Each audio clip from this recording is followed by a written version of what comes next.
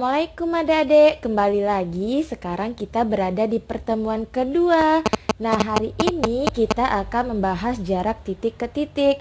Sebelumnya, adik-adik siapin dulu ya buku tulis, terus penggaris, pena, pensil, dan alat tulis lainnya. Nah, semangat terus ya adik-adik, ikutin videonya.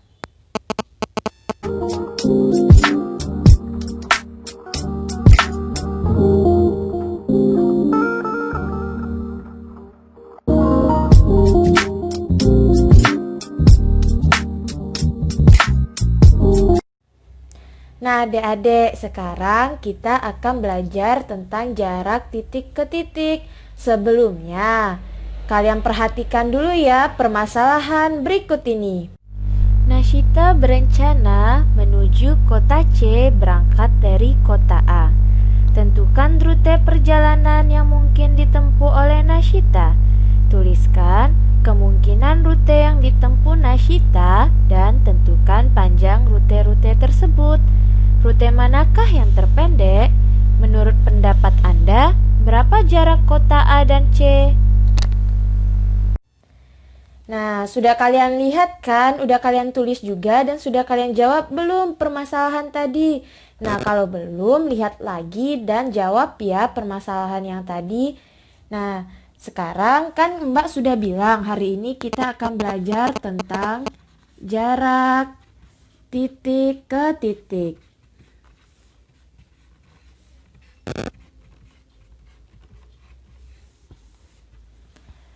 Nah, untuk memahami ini, minggu kemarin Mbak juga sudah bilang di video yang sebelumnya itu tentang teorema Pitagoras agar kita bisa mudah memahami materi jarak titik ke titik. Nah, untuk jelasnya Mbak tulisin lagi ya adik-adik tentang teorema Pitagorasnya agar kalian tetap ingat. Nih, Mbak punya segitiga siku-siku ABC dengan siku-siku di A, di mana BC kuadrat sama dengan AC kuadrat ditambah AB kuadrat. AB kuadrat sama dengan BC kuadrat dikurang dengan AC kuadrat. AC kuadrat sama dengan BC kuadrat dikurang AB kuadrat.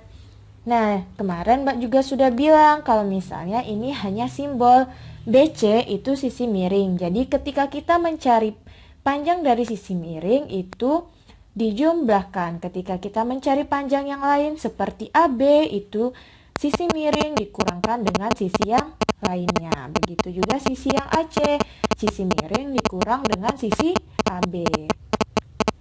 Nah, ini Pitagoras. Tadi Mbak sudah bilang kalau kita belajar jarak titik ke titik pada bangun dimensi 3. Contohnya, Mbak punya dimensi 3 balok.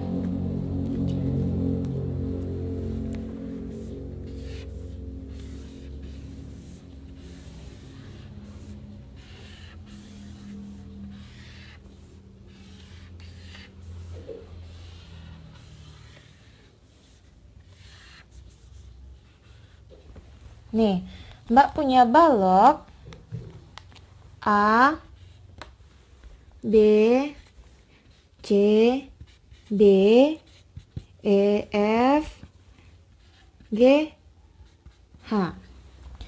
Balok ini Mbak beri panjang 6 cm, 4 cm, dan 3 cm. Panjangnya 6, lebarnya 4, dan tingginya 3.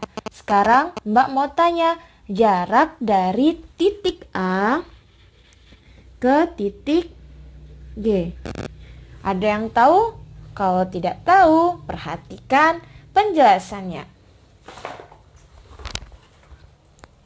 Nah, yang ditanyakan adalah jarak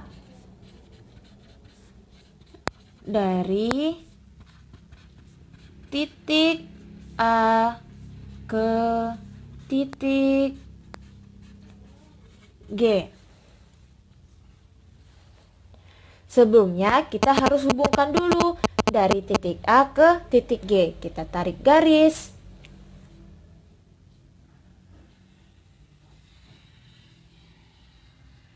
Nah, kalau sudah, ternyata titik A dan titik G ini kita bisa buat segitiga ACG di mana siku-sikunya akan berada di titik C. Gini ya adik-adik, kita tarik titik A, garis dari titik A ke titik C, dari G ke C. Nah, jadi ada segitiga siku-siku ACG, siku-sikunya di titik C. Nih, kalau sudah dapat segitiganya seperti ini, dengan mudah kita mendapatkan jarak dari titik A ke titik G. Kita keluarin dulu ya segitiganya. Segitiga siku-sikunya berada di C. Ini A, ini G. Tadi panjang atau tingginya itu 3 cm. Nah, ternyata CG itu adalah tinggi dari bangun balok, sehingga panjang CG adalah 3 cm. Nah, sekarang panjang AC. Panjang AC belum diketahui kan adik-adik? Nah, panjang AC ini ternyata AC adalah sisi miring dari segitiga siku-siku ABC. Siku-sikunya berada di titik B. Nah, kita keluarin dulu ya segitiga ABC-nya. Ada segitiga ABC. A, B, C. Siku-sikunya di B. Yang kita cari adalah panjang AC. Nah, di mana AB 6 cm dan BC adalah 4 cm. AC itu sisi miring, sehingga kalau sisi miring itu dijumlahkan. Nah, kan AC kuadrat sama dengan AB kuadrat ditambah BC kuadrat. Sehingga AC sama dengan akar dari AB kuadrat ditambah BC kuadrat. AC sama dengan akar dari AB kuadrat, AB-nya 6 cm, sehingga 6 kuadrat ditambah dengan BC, BC 4 cm, 6 kuadrat ditambah 4 kuadrat, sehingga AC sama dengan akar dari 6 kuadrat. 6 kuadrat sama dengan 6 dikali 6. 4 kuadrat sama dengan 4 dikali 4. 6 dikali 6, 36. 4 dikali 4, 16. Sehingga AC sama dengan akar dari 36 ditambah 16. AC sama dengan akar dari 36 ditambah 16. Berarti hasilnya adalah 52. Akar dari 52. Nah, 52 ini punya akar enggak ya? Nah, ternyata 52 ini tidak punya akar. Tetapi ketika 16 kita kalikan dengan 3, apakah akan menghasilkan 52? 18, 3, 4. Masih 48, kurang dari 52. Kalau misalnya 24, kita kalikan, bukan 24, tapi 25, kita kalikan 2, hasilnya 50. Masih kurang ya dari 52. Ketika dia 36, kita kaliin 2, hasilnya 75. 72, lebih dari 52, sehingga 52 tidak punya akar. Jadi panjang AC adalah 52. Nah, kita sudah tahu panjang AC adalah akar dari 52 cm.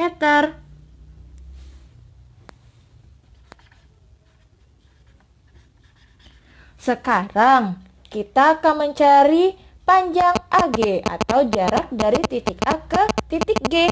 Nah, panjang AG itu, AG kan sisi miring sehingga dijumlahkan. Jadi AG sama dengan akar dari AC kuadrat ditambah dengan CG kuadrat. Nah, AG sama dengan akar dari AC akar 52. Akar 52 dikuadratkan ditambah dengan 3 kuadrat sama dengan akar dari.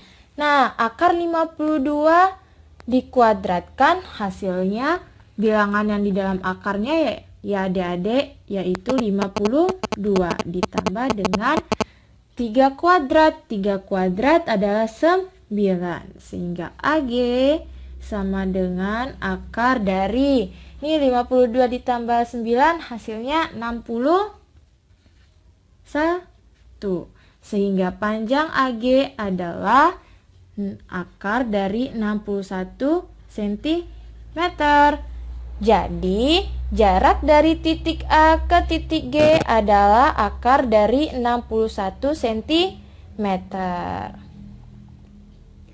Nah, sudah jelas belum adik-adik? Kalau sudah jelas, diputar lagi videonya dan jangan lupa dicatat.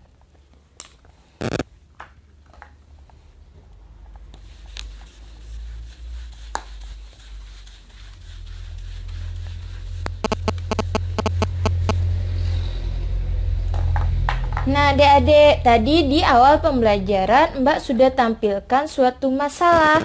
Nah, masalahnya adalah